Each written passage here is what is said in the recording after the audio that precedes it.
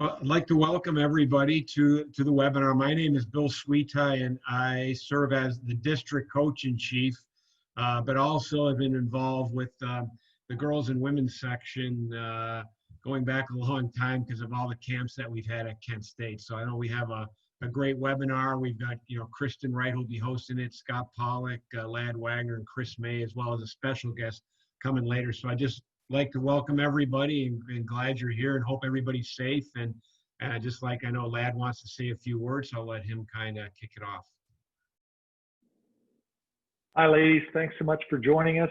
My name's Ladd Wagner. I've seen a lot of you young ladies at the camps that we've had at Kent State over the years. Also, any of you girls that have qualified with your national tournaments. I've seen you at districts, and been fortunate to work with maybe some of you girls on the America Showcase team as well. So it's a pleasure to have you on here tonight and trying to keep hockey in the forefront for everybody. Thanks, Ladd. We'll go ahead and get started. While I pull up my presentation, what I'd love for you to do is put in the chat a hockey-related goal. So that can be a short-term goal, like something you're working on right now, or a long-term goal that you have going into the future. So go ahead and put those in the chat.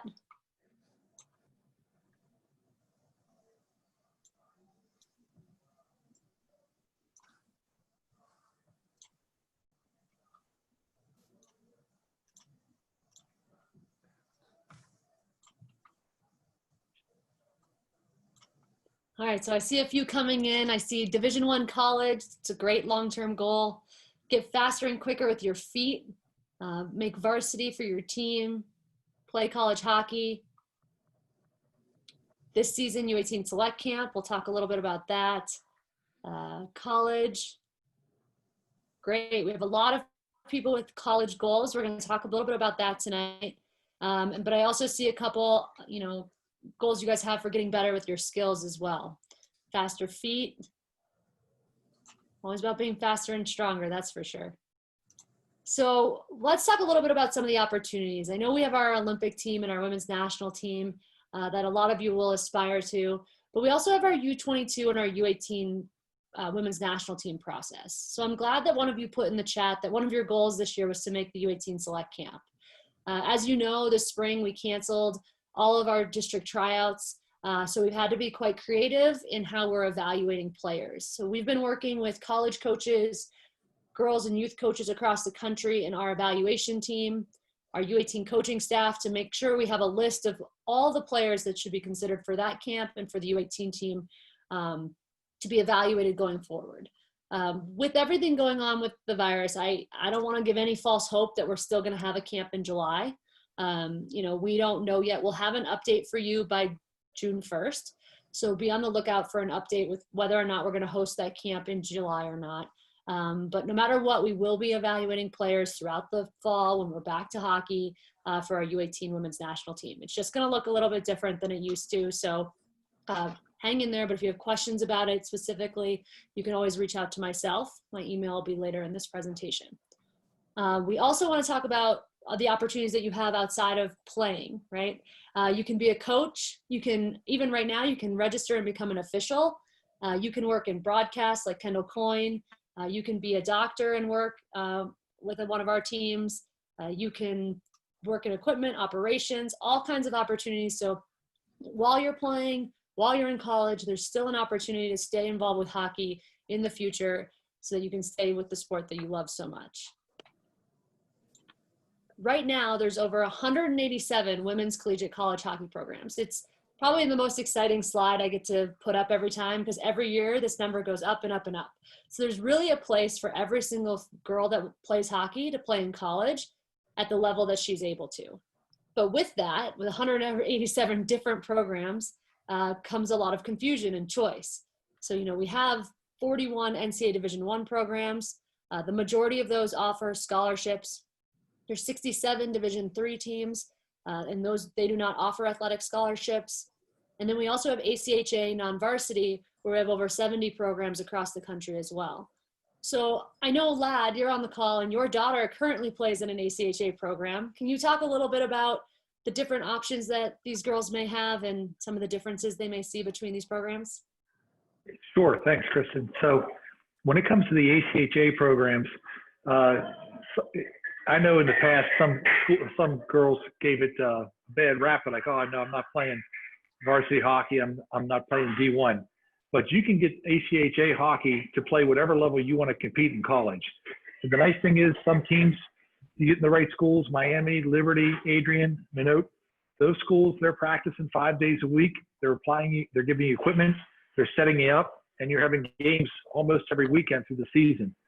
And then there's other D1 schools that maybe don't have the access or the funding to do that, but they're still playing at the D1 level. And then you have the ACHA D2 level, where it does match up to what you want to do. Maybe you weren't quite good enough, but you want to continue playing in college. Those schools are out there as well. And at the ACHA D2 level, it might be a couple $100, maybe $1,000, but at the same time, you have a chance to continue the sport you want to do, and you can play hockey while you're in school. And it's a known fact that athletes in college always perform better because they have to work on scheduling and practicing, making sure they have time for their practicing as well as time for their schoolwork and studying. So athletes do a better job in school. The other great thing about ACHA is it's across the country. So whether you want to play in Arizona, up in Washington, Colorado, the Northeast, the Southwest, there's schools no matter where you want to play at different levels. And again, you want to match it to what you're, number one, you're going to college for an education. So make sure you match it to go for your education. But at the second option is you have a chance to play college hockey and play something you enjoy doing in an area that you want to be. It really can be as competitive as you want it or as enjoyable as you want to do it. And there are so many teams that do it.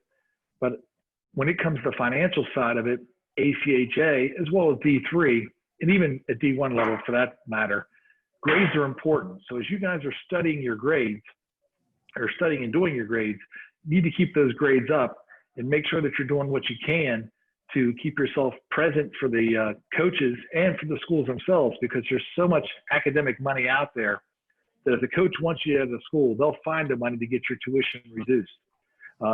We were fortunate enough to go from $30,000 down to about $16,000 a year when my daughter was going to school and playing hockey. So there's ways to get around those high tuition bills and enjoy the sport that you love. Thanks, Ladd. That's great information for them to have when looking at the different options. One thing I like to show is how many MidAm girls are playing collegiate hockey right now. So from this last season that just ended, we have 15 players from Pennsylvania, 12 from Ohio, and 2 from Indiana playing at the Division I level. And we have significantly more playing at the Division III level, with 58 from Pennsylvania, 18 from Ohio, and 4 from Indiana. I know MidAm covers 2 other states. We didn't have anyone from those states in the Division I or Division III level this past year, but at the same time, I know we have even more girls playing at the collegiate level at the ACHA. We just don't have all the data to show that. So let's go back to the chat. I'd love for you to put in the chat, what do these Olympians have to do to win a gold medal, to be on this team and to win a gold medal? Go ahead and put in the chat what you think, what characteristics do they have?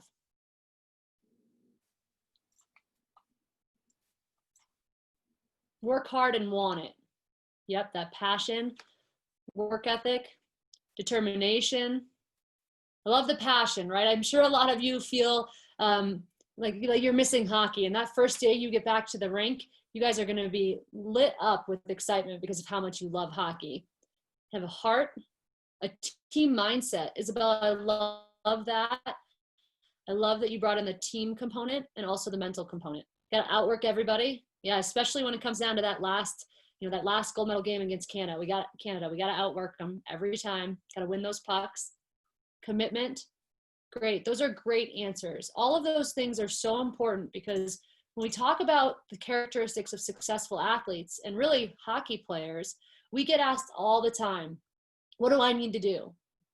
And sometimes athletes think there's this magical thing they have to do to, make the U18 team. Well, there's not a magical thing. Each one of you's got to work hard every day at your strengths and your weaknesses and get better. But what it really comes down to in hockey is you have to be able to keep up physically and mentally with the game. As you get older, the game's going to get faster, both with all the decisions you have to make and how quickly can you move your body to react to those decisions, right? So we got to be able to skate faster. We've got to be able to move faster. But we also have to be able to make decisions and see opportunities to be creative and create opportunities for our team as well on the ice. So with that, you've got hockey sense, a high compete level. A lot of you put that in there. And then that athleticism piece. But that's more on the ice, right? But off the ice, you got to have great behavior, respect for the game, for your teammates, for your coaches. Got to be coachable. And then you've also got to have good habits. So Scott Paluch's on. He's a coach. He coaches at the age level that all of you are at. And can you talk a little bit about what it means to have good habits and maybe some examples of them? Thanks, Kristen. Yeah, it's a great question. I think for these young athletes here to, we look at the game, and I noticed a lot of the players put down, hey, we gotta have a great work ethic. We gotta compete hard, and I think that is a habit. Can you get yourself to compete hard and work hard all the time? And I think if you look at the screen as well, and we always try to break down what are some of the senses and the abilities that players at the highest level, what do they do well consistently? And we know, number one, that the players are super smart. They're smart. They have that hockey sense that you see up on your screen there. The compete level, meaning the ability to win pucks, compete on pucks, win pucks. Everybody wants to win the puck, but who can consistently win the puck? And then ultimately, who is making the best decisions? And when you go to those three type of things, I think those habits that are going to help you, hey, as you said before, let's work hard and let's compete. But everybody wants to work hard and compete. So now we go a step further. Are you making sure that you're able to get around the ice extremely well? You skate well. Hey, now with your stick, is your stick in a good area all the time? Is it a good offensive stick to create good plays? Is it a good defensive stick to break up plays? Do you stay on pucks a lot? We want to win pucks. Are you in that battle all the time? Those are successful habits to make sure, hey, you can win a puck, have a puck. And now the decisions, where's your puck support? Are you around the puck? Are you an option for your teammates if you don't have the puck? And I think those things our game is so fast now. The game is extremely competitive, the ability to win pucks. So if we have a really good stick, we have that work ethic, we want to, we learn all the things, we get confident in competing for pucks and winning pucks. And then we don't have the puck. Do we have the hockey sense to be a good support person? Am I in the right area to help my teammates when they have the puck? So we can basically keep the puck and do really good things with it. And then, of course, I think one of the most successful habits that all people can have is the ability to be a great teammate. Hey, how well are you at helping out your teammates? How good are you in the locker room? How good are you on the bench? I think those are tremendous habits to have, and ultimately the habits that make up really successful teams. Great. Thanks, Scott. That's great advice and great detail on how they can have good habits. With that, we talk about what they had to do to get there, but their paths to the Olympic team and your path to Division I college or Division III college isn't going to be the same as your best friend. It's not going to be the same as a kid on another team. You're all going to have a unique journey. And it starts, right now that a lot of times we want our path to be so straightforward, right? One step up every day. Unfortunately, that's not what life is like. Sometimes you're going to have setbacks and challenges, but those are just going to help you get better. Really, those are just learning moments where you can become a better hockey player, a better person, better teammate.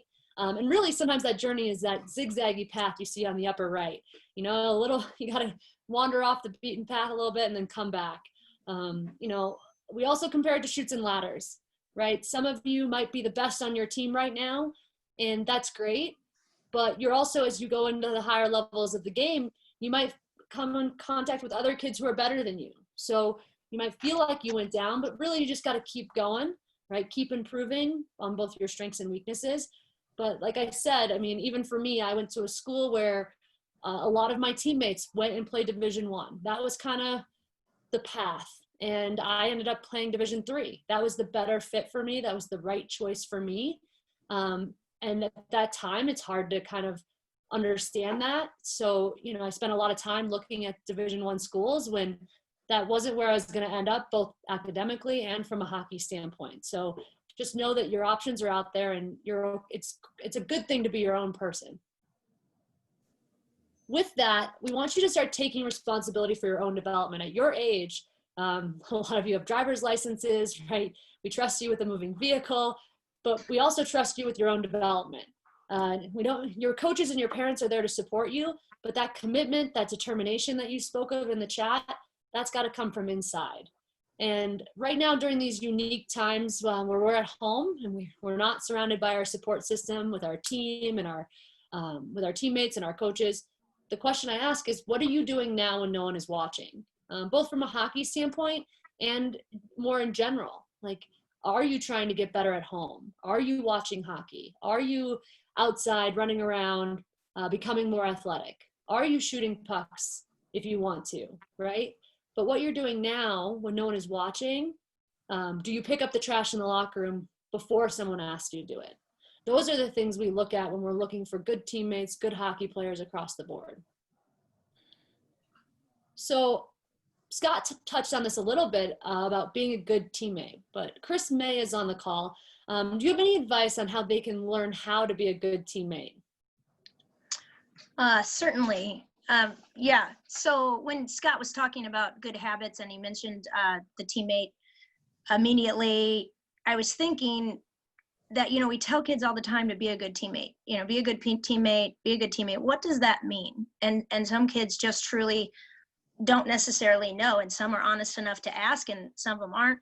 But what I would ask all of you guys right now is just at home, in your mind, wherever you are, ask yourself a question and just ask, am I personally doing everything right now that I can do to be the player I want to be the teammate I want to be the person I want to be? And some of you are going to come up with the honest question of, no, I'm not, that there are some things I could do better. And we're always so tempted to look outward, to compare ourselves to everybody else, to see another kid's success as our failure or vice versa. And that will bring you kind of more inward to yourself. And when you can honestly focus there and understand that your journey, your hockey journey, has way more to do with you than everybody around you. And when you realize that, you realize you're in full control of that journey. You are in full control of what that looks like for you. And then it's way easier to look outward and be ready to help that teammate succeed that scored the winning goal, or pick that kid up that had a bad game or a bad practice or whatever it is. That's great advice, Chris. You know, it's interesting. I think you were there in Anaheim when they talked about the vault and how important that is, especially with females at their age. Do you want to talk a little bit about that? Sure. That was actually a concept for me. I was the student at that point. I was sitting there with lots of other coaches and just wanting to learn, just like you kids are listening now. And when we spoke about that concept, that really resonated to me. And what that means, guys, is that basically if somebody trusts you with information, that it's their information, and for whatever reason, you know, they told you, they confided in you, that you were there when it happened, it's their information and their story to tell when they're ready to do it. And it involves feelings and thoughts, and if you can be a vault for them, if you can understand that that's their information to share when they're ready, and be that support system, that person to lean on, that shoulder to cry on, whatever it is, if they know that however they feel and is safe with you, that you can be a vault for them, then you are an outstanding teammate. And that just gives them confidence. Think out what would feel for you to know, like, who is it in your life right now? Just think in your head, who is it in your life that you would trust to be your vault? And just know how good that feels. And if you can do that for others, so often we don't. We're so tempted get in the melee and spread the rumor or, get into the adrenaline of whatever's going on.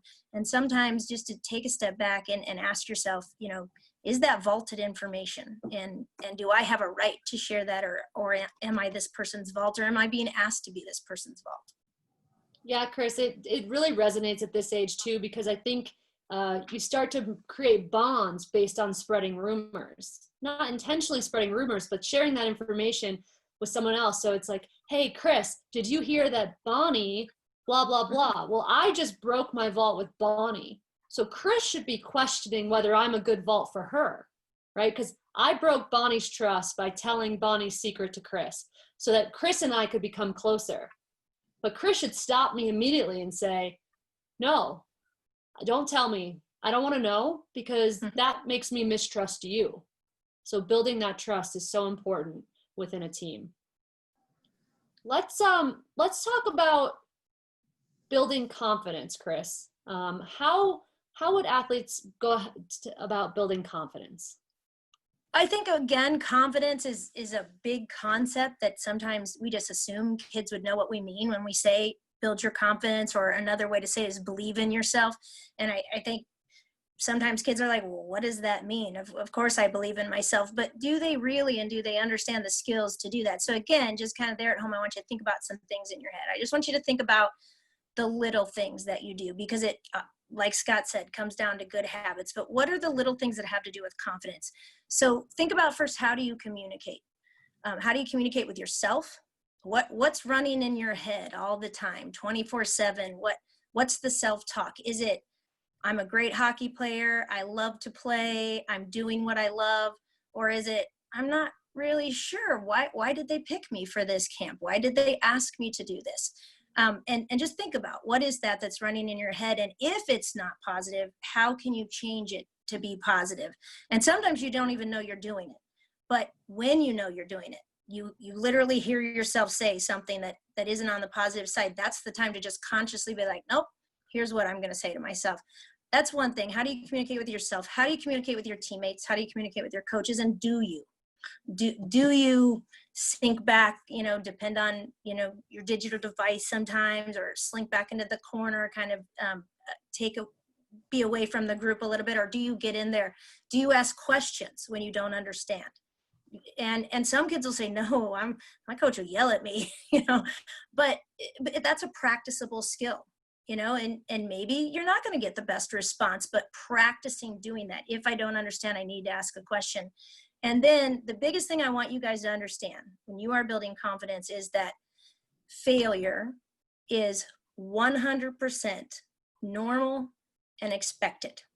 Okay. So ask yourself right now, am I okay with failure, or does failure scare me? Okay. And if failure scares you, understand it is part of your journey. If you are not failing, you're not getting better. You're staying safe. Like, think back to when you were a little kid and you got out there and you're super excited and you step on the ice and like you yard sail the first time you step on the ice. And you're like, what in the world? How do people do this? But because you're where you are, I know that all of you were that type of kid that just got back up and you kept trying and you kept trying. That's how you build confidence. You understand that failing, that when you're a little kid falling, now as a big kid, you missed the shot, you didn't make the pass, you messed the system up, whatever it was, 100% normal and expected. And if you can realize that that's part of the journey, and if you can use that, you can internalize that you did in fact just get better from that particular failure. Thanks, Chris. Scott, let's go back to you. Let's talk a little bit about how they can go ahead and pick the best program for their development. Yeah, that's a great question, and certainly something that should really have a lot of thought go into it, Kristen. I think when you're just like you put the pictures up there with the different journeys, chutes and ladders, you had different winding roads. Hey, the program for you is the best program for you and your family, not for your friend and not for somebody that you think you may want to be like. It's what's best for what you need. And I think there's so many things now, and there's some great programs now that some of you young athletes are going to have an opportunity to attend and play collegiately. But I think the first thing when you're looking at what's best for me, and right off the bat, the first thing I think of is, hey, academically, what is it do I want to do? What is it that interests me academically? And does that program that I'm looking at have that for me? Do they have opportunities, options that, hey, I may be considering this, but I also like this, and will that be something that I'll be able to look at and certainly be involved with if I choose that school? Now, most importantly, I think you're looking for leadership and the coaches that you're going to be around, the coaches, the coaching staff. When you're looking at the program that the school you want to spend time with 4 years, they maybe continue in education, maybe more. Hey, what are the coaches? What's the leadership like? Are these coaches, they care about me both as a student and as an athlete? They want the best things for me. I think by asking those questions about how you fit in, not only the plans athletically, but academically, and what do the coaches think you mean to the program? I think it's really important that you have that. And is it a good fit, coaching staff, player? And I think that's certainly something. Hey, are you going to have the opportunity to do the things you want to do, both athletically? Is there a team fit there? They play the way I want to be. Is the team going to be able, the coaching staff going to allow me to play the way I need to play to be successful? Do they have the things that are going to help me develop? Is there an emphasis on individual player development? And I think that's such a critical thing. I think there's so much room for young athletes coming to school to continue to develop. And I think you need to find coaches that are willing to allow that. Is there an individual emphasis on, hey, I want to make you a better player. I'm going to do these things to make you a better player. I think it's really important. I think another question that should really come into play when choosing a program, hey, is location an important piece for you and your family? Is my family going to be able to watch me play? Is my family going to be able to be around when I need anything to help me with what I'm doing daily on a campus? I think for some people, going away is a very important step and a maturation step that's important. So I think all those things have to fit.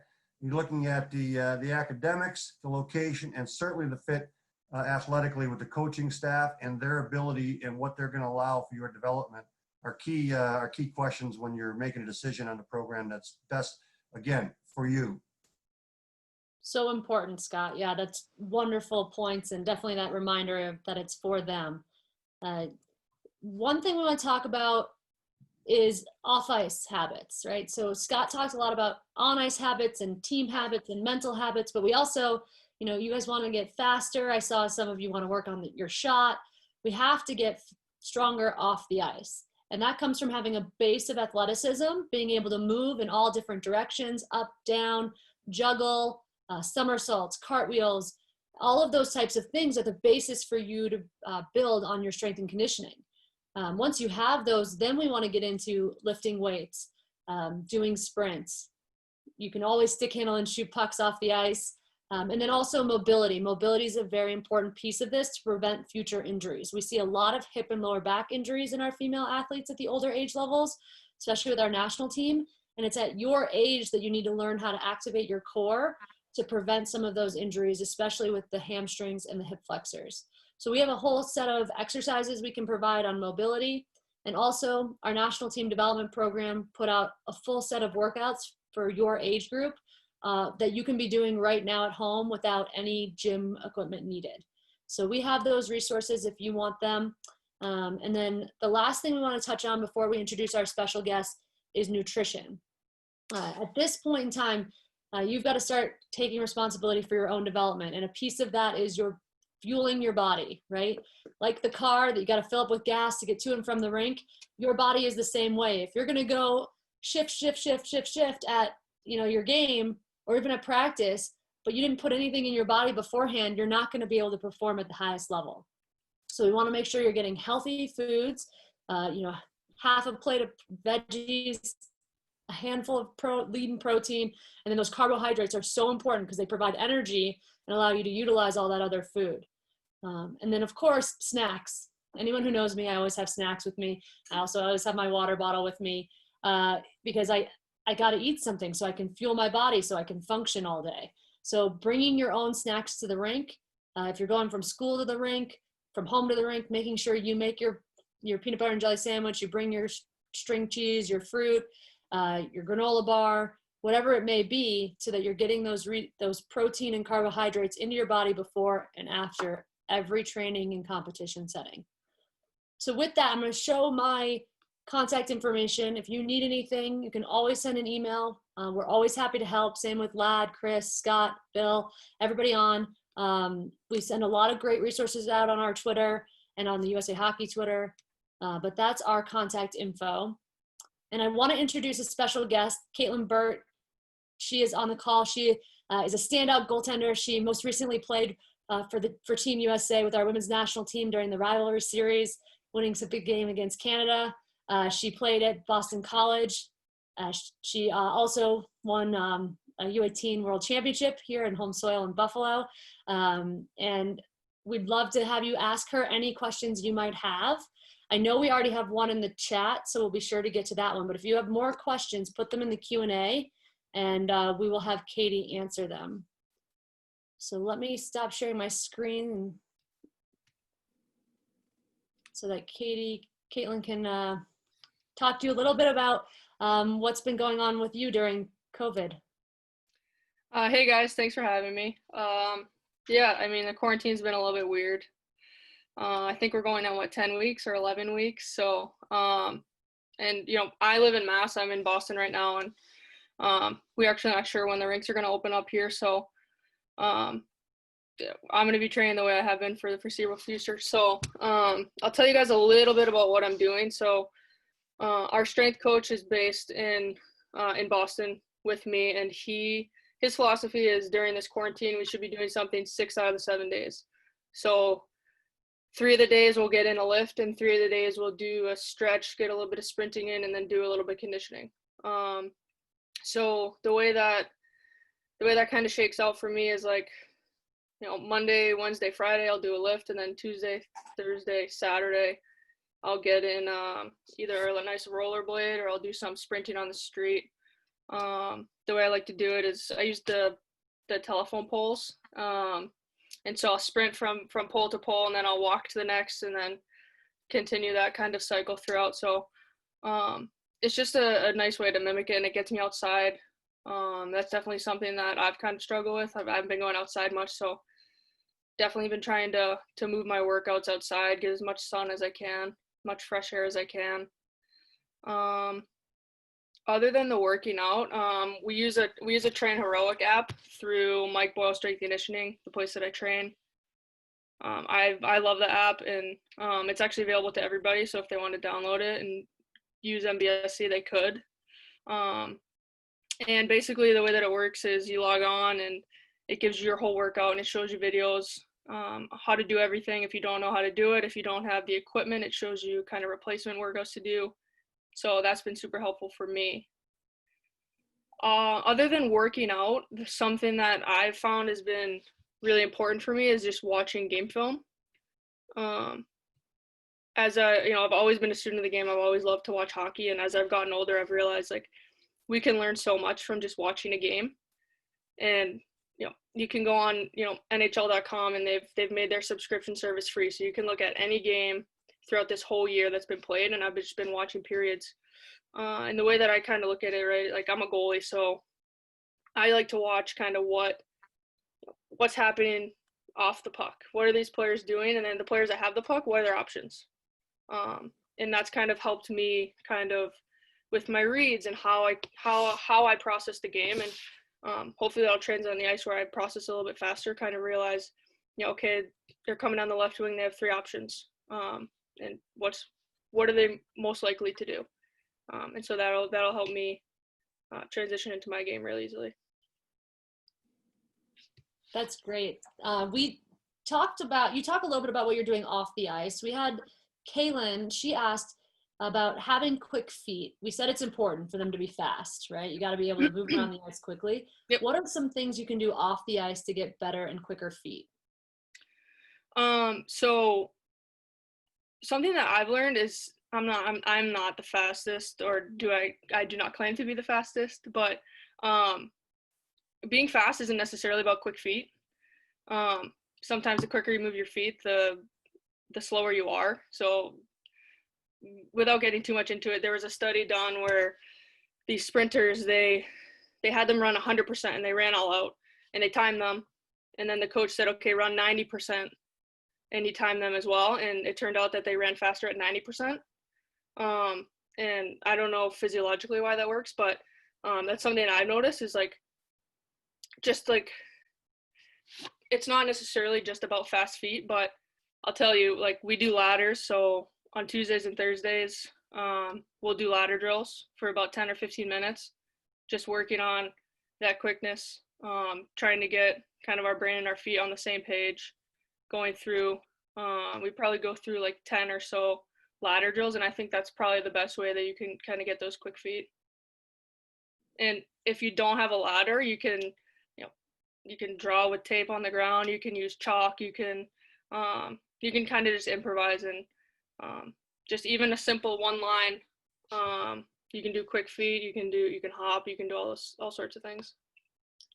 And for building strength, do you guys focus on like what single leg strength movements are you doing to build strength so you also get faster? Yep. So with our training, we do virtually all single leg strength because in hockey, right, you're never really pushing off 2 feet. So a lot of one leg squats, whether it be split squats.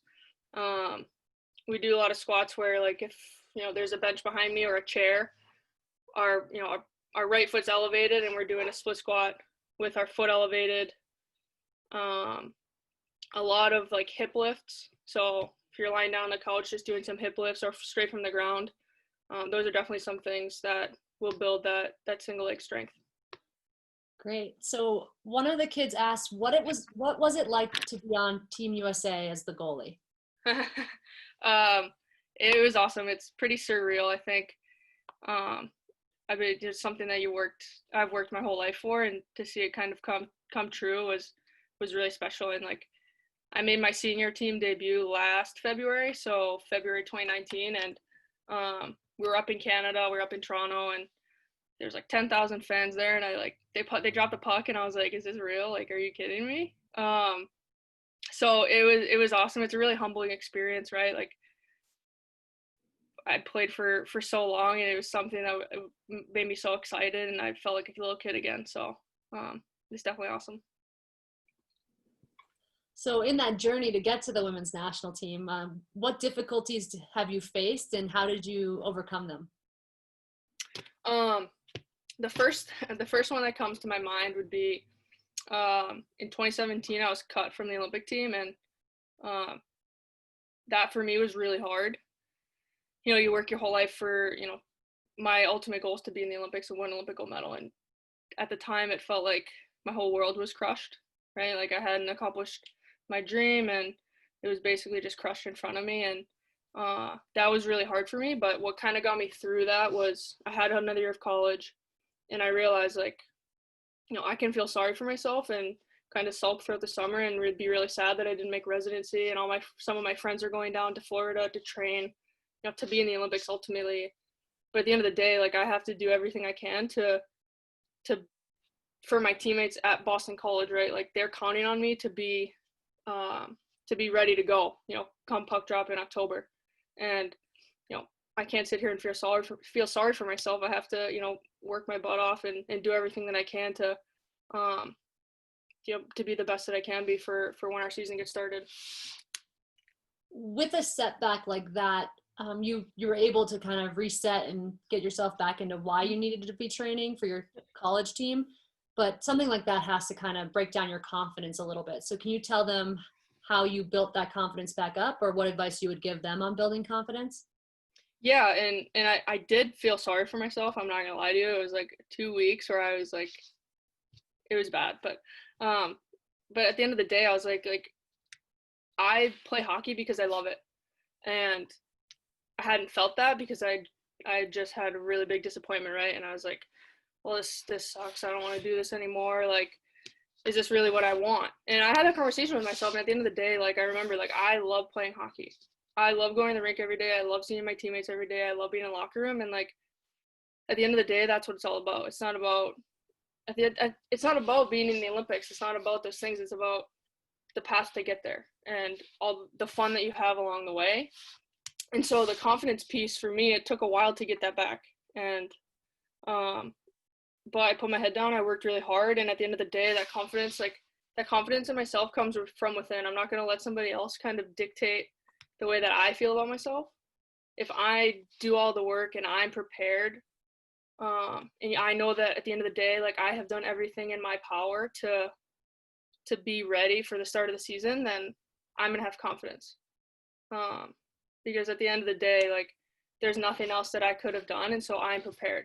And that's the question that I ask myself, you know, when I'm not feeling confident, like, am I prepared? And if the answer is yes, then I should have all the confidence in the world. And if the answer is no, then you gotta go back to the drawing board and kind of figure out where you went wrong. That's great advice, Caitlin.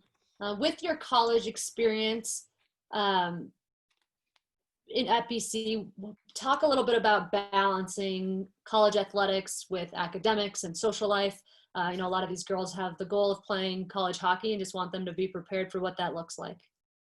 Yeah, I mean, it's tough. It's definitely a little eye-opening when you get there. Like, it's a job, really. Like, you're at the rink from, I was at the rink from probably 10 o'clock until 3 o'clock every day for 4 years. But at the end of the day, like, I loved it. I love spending time in the locker room, just hanging out.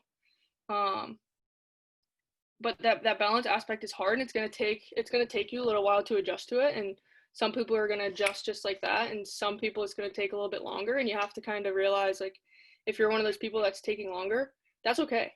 That's totally fine. But at the end of the day, all that matters is that you figured it out. So it's hard. Like, you're practicing or playing, 6 out of 7 days a week, and you get one off day. And so you kind of have to structure, like, I would plan out my day. I'd be like, all right, well, I have practice today and we have a lift today, so I don't have a lot of time to do my homework. So from, in the morning, I'll wake up a little earlier, do my homework, so make sure I get that done. And so after practice and after lift, I can kind of just hang out and lay on the couch or hang out with my teammates. But it's all time management and how you kind of finagle that. And for everybody, it's going to be different. So you talked a little bit about different pathways. You were, you did play on the U18 team, but not everybody plays on the U18 team, right? And so when you look at your teammates at the national team level and even at the collegiate level, we had a question come in that's asked, is it still possible to make the U22 and the national team if you don't make the U18 team? Oh yeah. I made the U18 team. Maddie Rooney never made the U18 team. She won an Olympic gold medal. I didn't. Haley Skamura, like, she was never in anything USA hockey related until she graduated from college. She was seen playing professionally for the Buffalo Beauts. So it's so true. Like, everybody's path is different, and some people might be in USA hockey for 15 years, and some people might be in for 5 months. And everybody has the same opportunity to make every team. So that's something that for me it's been really eye-opening. Like, I can't compare myself to Alex Rigsby because she's so much farther along in her path, and we're in two completely separate kind of places in our path. And at the end of the day, we want to push each other to be better, but I'm not going to compare myself to her because we're two completely separate people in two completely different places in our careers and our lives. So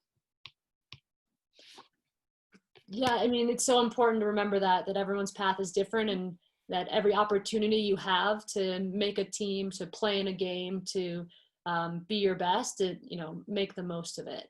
And you never know if February could have been my last time in a USA uniform. I don't know that, and I'm gonna work as hard as I can for it not to be. But at the end of the day, it could be, and I might never put the USA jersey on again. So that's definitely something that pushes me to be the best that I can be every day, because I feel like I'm not done yet, but you just never know.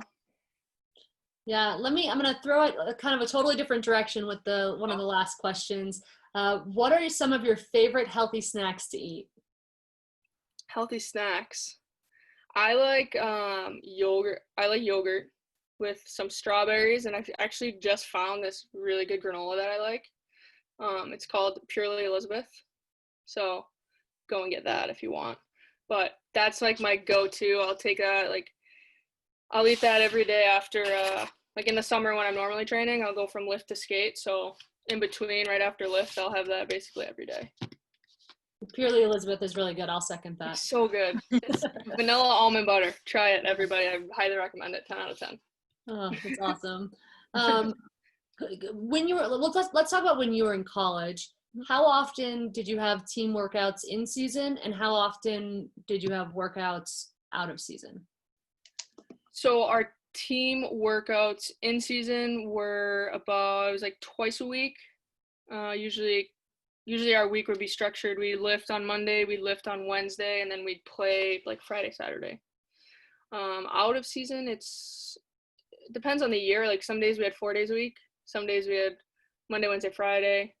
But at the minimum, it was three days a week.